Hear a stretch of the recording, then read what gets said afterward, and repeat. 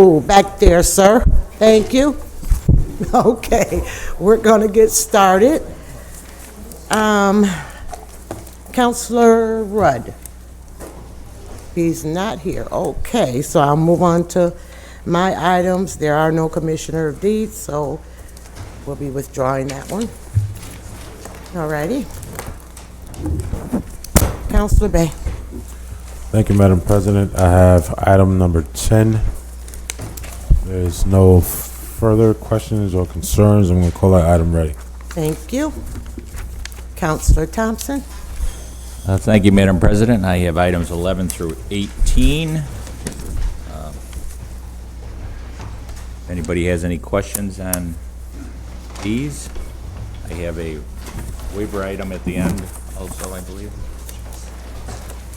So you're calling all your items ready? All the items are ready, yes. Okay, thank you.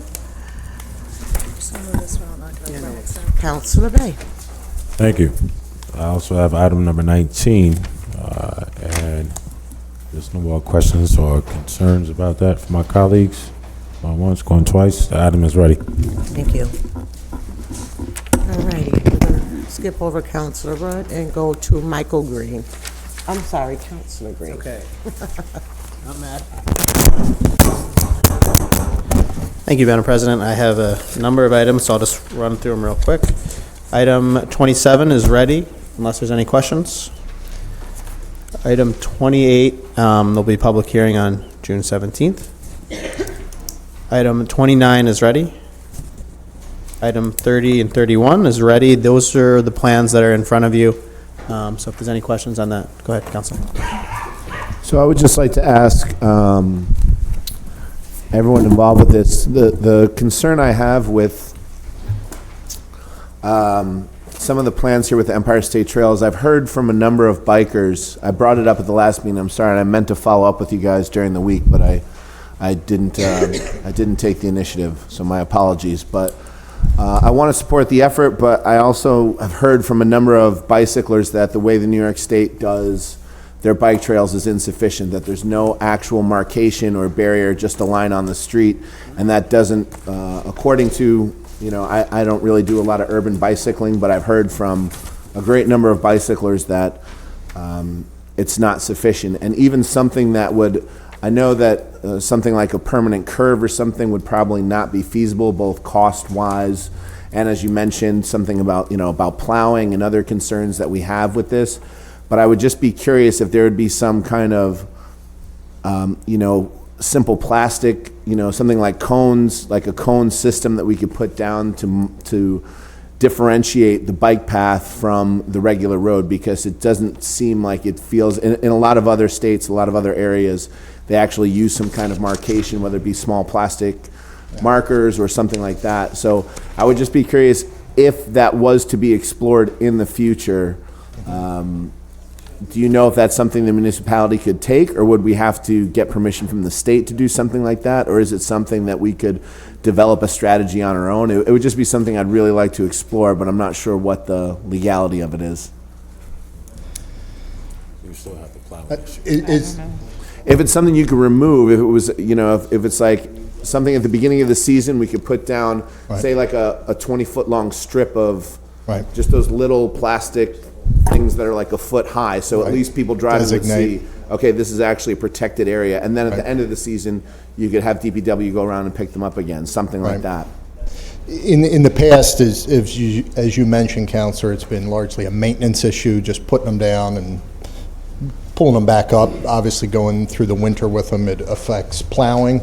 But that's something we could surely talk to DPW about. Are there other best practices that could be used? I mean, really, the Erie Boulevard portion, as you're probably aware, is a separated lane, so I imagine that's something. Yeah, that's more than sufficient. The cycle community, I think, has embraced that, and that's really the bulk of the trail, not only in the city but also in the town. The portion that is the shared roadway, and the area that probably you're getting the most comments, is a city facility, Water Street. So, I mean, just thinking out loud here, the city has more control over a city road like Water Street than we do a state-owned road. So that might be an encouraging place to start on our local roads.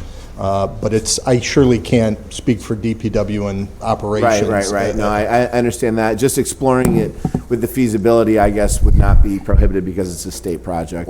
No. So, Owen, I share Councilor Driscoll's, concerns about making sure we have good cycling infrastructure. Is approving this, does that in any way inhibit our ability to supplement the infrastructure to make it safer for cyclists? Does the state preclude us from doing that? I can't answer that question. I'm not sure. One problem also with the plastic cones is during the warm season, the streets are swept. So I could see that potentially being a problem with the street sweepers. Can I ask a question? And I thank you for answering those, but we're talking for DPW, and the commissioner is standing right there.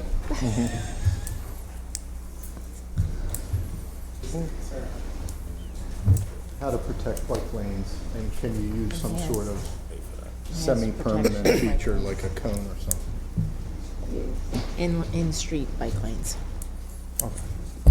Jeremy Robinson, DPW Commissioner. I think it's feasible. I wouldn't sit up here and tell you that definite it's feasible, but we'll look at it and we can get back to you, Joe. Okay.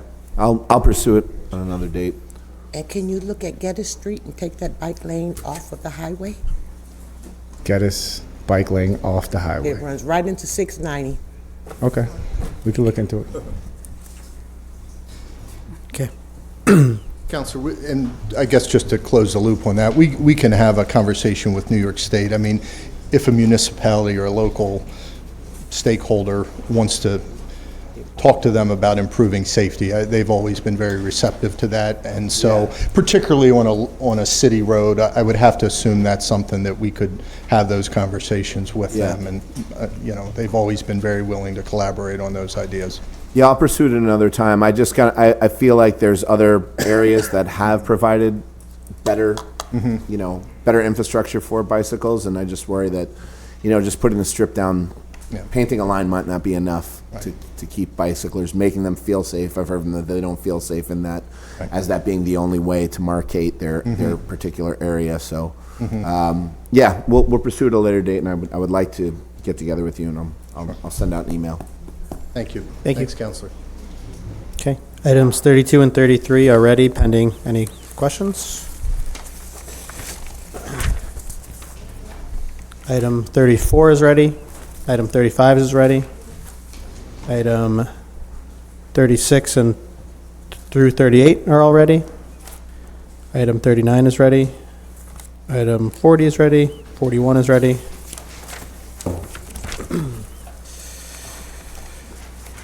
42 through 44, those are ready.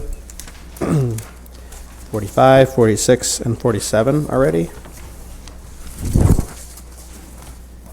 And then item 48 is ready, as well as item 49 is the resolution for credit union deposits, and that is ready as well. Thank you. Thank you, Madam President. So we're going to go backwards, and we're going to Councilor Rudd. Thank you, Madam President. On the unfinished business, I plan to withdraw Resolution A. 20 is ready. 21, Dave, would you like to come up and talk about the IT, Dave Proack?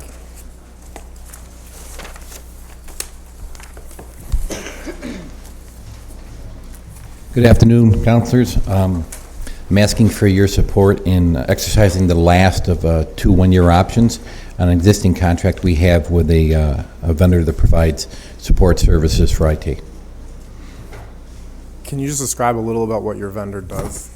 Sure. They provide some networking support, but mostly work on the desktops and also on our servers.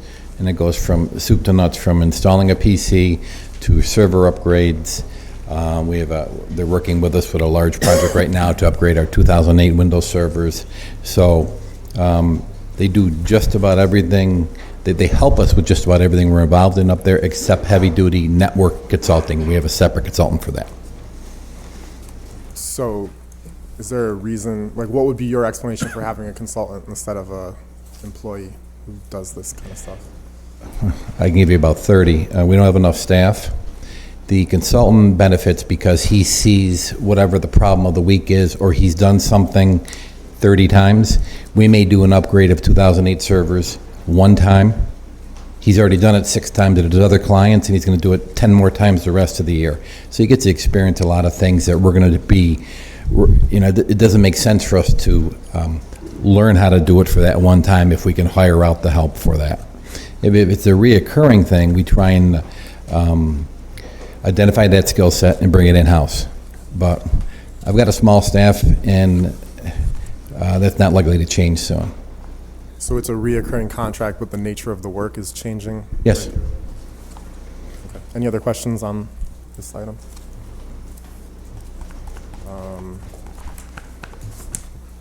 For the tax settlements, I think we're going to have an executive session after this. Thank you. To go over these. Thank you, Dave. So I'll call 21 ready.